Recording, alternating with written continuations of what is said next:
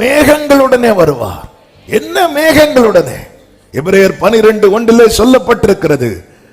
ஆமென். ஆகையால் மேகம் போன்ற இத்தனை திரளான சாட்சிகள் சூழ்ந்து கொண்டிருக்க, திரளான சாட்சிகள்.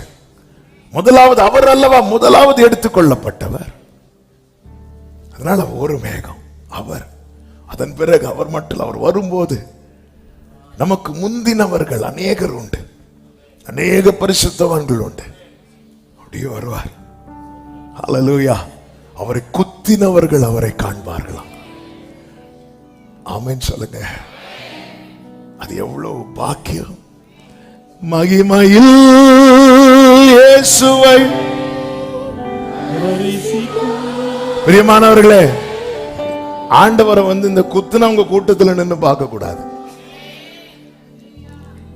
ஆண்டவர் வரும்போது ஆப்போசிட் டீம்ல இருக்கவே கூடாது, அவர் கூட இருக்கணும். ஹல்லேலூயா.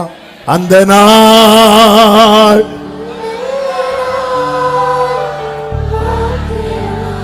கர்த்தருக்கு மகிமை உண்டாவதாக.